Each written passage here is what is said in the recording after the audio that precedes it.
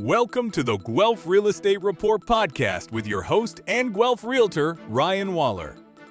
This podcast is designed to provide information for those buying and selling homes in the Guelph area to make the process more informative, fun, and a little less stressful. Now, on with the show. Welcome back to the Guelph Real Estate Report podcast. We've made it to episode 4. And today we are going to talk about strategies for buyers in a slower market. And if you listen to the previous episode, you'll know that we are now past the midpoint of February.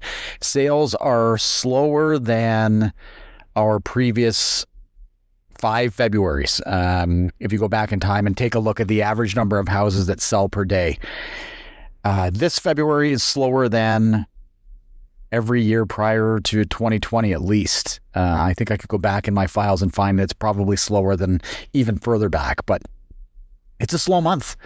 And there are a couple of reasons for that, but we anticipate it's probably going to be slow into the spring as well. And there will be more houses in totality that will sell just because of the time of year, but it won't be at the same pace as prior years from our perspective. Okay, so let's get into it. Buyers, you're thinking about getting into the market this spring, or you already own a home and you are moving for some reason. You're upsizing, you're downsizing, you're moving to a different style of home, you're moving from outside of Guelph into Guelph, any number of reasons, but you are going to be buying something this spring. Here are 3 things that you should consider when you're buying this spring. First thing is be prepared. It sounds like I think it's a Boy Scout motto. Make sure you are prepared, because in this market, it is only to your benefit to be prepared. And I guess preparedness is somewhat subjective, but there are some key things that you should have lined up before you start looking at houses. It's almost like a rules of engagement. And the first one is to be sure that you can qualify for the house you want to buy. With interest rates changing, with different things that may hit your credit that you may not have thought of, jobs and how long you've been there or what type of job and that sort of thing. It's all very important that you make sure that you qualify for the mortgage or the house price that you're looking at. The second part of that is to make sure that you have a deposit available. And a deposit, general rule of thumb, is about 5% of the purchase price, and it's due within 24 hours of an accepted offer. Now, a deposit is different than a down payment, and I'll link a blog we have here that talks about the difference between the two of them, and maybe in a different episode we can talk about that. But make sure you have your deposit ready, and more often, buyers have funds in virtual banks or tied up in other investments that are going to take a bit of time to get out. And if you know you're going to be buying a house and you know the price range, I'd recommend that you get your deposit out so that it's liquid, so that in the event that you do find a house you like, you can have a deposit ready within 24 hours. And the last part of that being prepared is simply thinking about what it is you want to buy. And for some people, this is easy because they already know whether they're going from a townhouse to a detached, or maybe someone's downsizing from a large family home to a condo.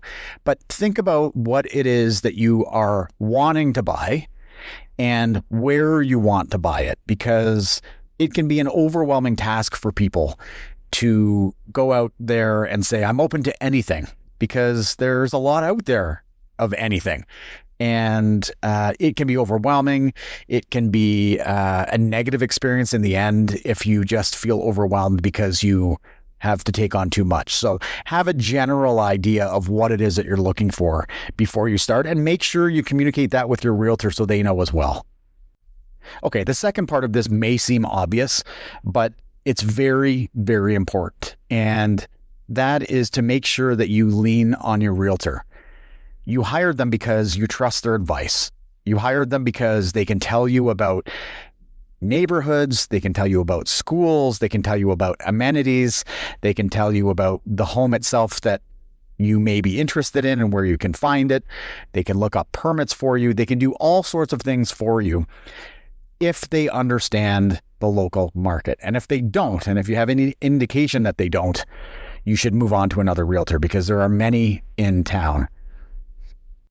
One of the biggest challenges we run into is out-of-town realtors in the Guelph market who may not understand the ins and outs or the nuances of how it works in Guelph.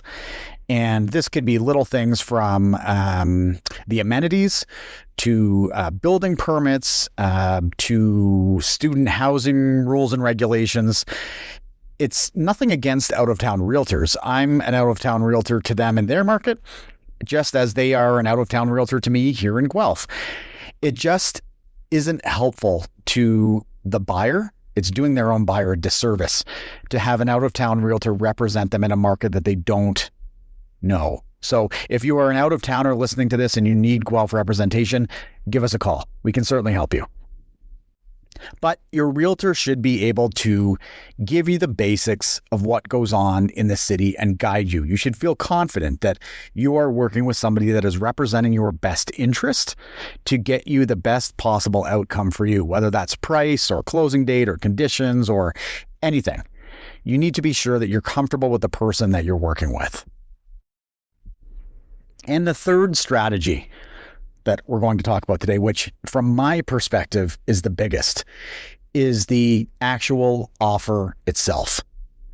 And in a market where buyers have a little more leverage, like now, there are a few things that buyers can do to make sure that they are, one, getting the best deal for them, and two, protecting themselves the best way they can.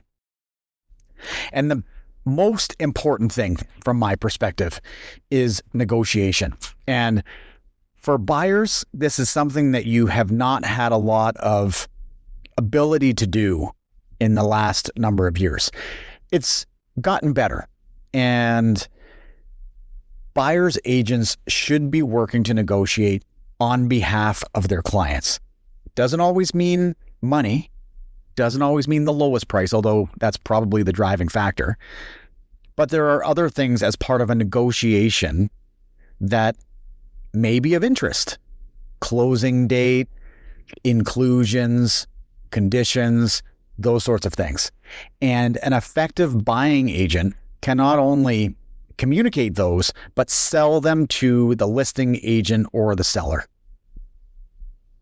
Some negotiations may be easier than others. They're not always difficult. Negotiation isn't always a dirty word. But some negotiations will mean that you won't come to an agreement. And many people will tell you that a suitable negotiation is a win-win for both sides. They both feel like they're getting something. It doesn't always work that way. And that's okay that it doesn't.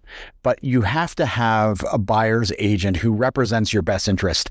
And if the negotiation isn't going well and it's not working for you, the buyer's agent would have the confidence to say to you, let's move on to something else. This isn't working out. And let the buyer make the decision as to whether they want to do that. But you need to have an agent who can have the backbone to have those discussions with you, because it's a very important investment. You have one chance, is maybe the only time in your life that you're buying a house, and you want to make sure that you're being represented properly, you're being taken care of, and that you feel like you're getting everything that you want out of this purchase. As always, if you have any other questions on the Guelph real estate market, you can find Beth and I online at bethandryan.ca, or you can book an appointment. You can watch some videos, you can read some blogs. All the information's there for you. Talk to you later.